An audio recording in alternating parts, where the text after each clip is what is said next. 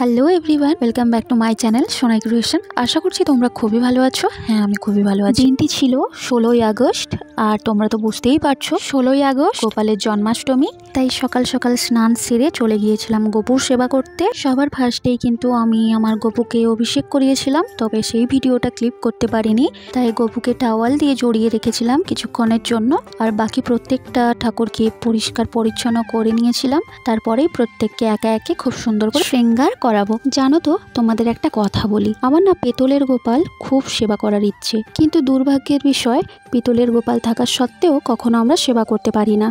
এক ইস্কনের প্রভু আমাদের বাড়িতে এসেছিলেন, উনিই বলেছিলেন যে আমরা বিগ্রহ সেবা করতে পারবো না, তাই জন্যই আমাদের না সত্যি পিতলের গোপাল সেবা করা হয় না। আর আমাদের বাড়িতে এখন যে গোপুটা আছে, ওকে কিন্তু আমরা নিয়ে এসেছিলাম আমি আর আমার দি ভাই মিলে মায়াপুর থেকে।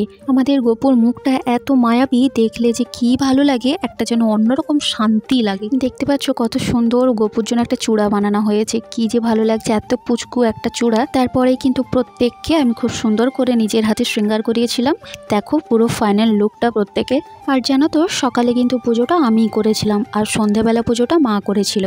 আর সকালে কিন্তু পুজোটা আমি কিন্তু কমপ্লিট করার পরে এই লুকটা তোমাদের সাথে শেয়ার করছি। আর জানো তো, এবছর এই প্রথমবার হয়তো গোপুর জন্য নিজের হাতে কোনো কিছুই বানানো হয়নি, যেহেতু মায়ের এবছর শরীরটা খুব একটা ভালো ছিল না। তাই আগের দিন বাজার থেকে সমস্ত নাড়ু, খই, মুরগি সমস্ত বাজার থেকেই কিনে নিয়ে এসেছিলাম। আর এই দেখো গোপুর ফাইনাল লুকটা, কি যে ভালো লাগছিল না দেখে, ওর দিক থেকে না চোখ সরানো যাচ্ছিল না। আর এই যে হচ্ছে আরতির সাজ, এগুলো কিন্তু আমি সমস্ত নিজের হাতেই সাজিয়েছিলাম, শুধু মা সন্ধ্যেবেলা আরতিটা করেছিল। আর এটা কিন্তু সন্ধ্যেবেলার টাইম। সন্ধ্যেবেলায় দেখো আমি ফল টলগুলো কেটে নিয়েছিলাম, যেহেতু মা ব্রত করেছিল তাই জন্য এইভাবে ফলটা কাটা হয়েছিল, আর সাথে এগুলো ভোগ লাগানো হয়েছিল। ভোগ লাগানোর পরে একে একে সবকিছু নামিয়ে নিয়েছিলাম, পরিষ্কার করে নিয়েছিলাম, যেহেতু মা আরতি করবে তার জন্য।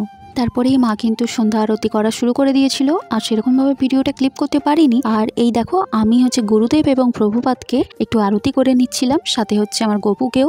এইভাবেই দিনটি কেটেছিল। আচ্ছা তোমরা বলো, তোমাদের কার কার বাড়িতে গোপালের জন্মাষ্টমী হয়েছিল? প্লিজ কমেন্ট করতে একদম ভুলো না। আর শেষে একটু নিজে ভিডিও করার মতন সুযোগ পেয়েছিলাম, আর এত খিদে পেয়ে গিয়েছিল যার জন্য আমি প্রসাদ খাওয়ার জন্য ব্যাকুল ছিলাম। তারপরে লাস্টে প্রসাদ নিয়ে বসেছিলাম প্রসাদ খাবো বলে। তো এই ছিল আজকের ভিডিও।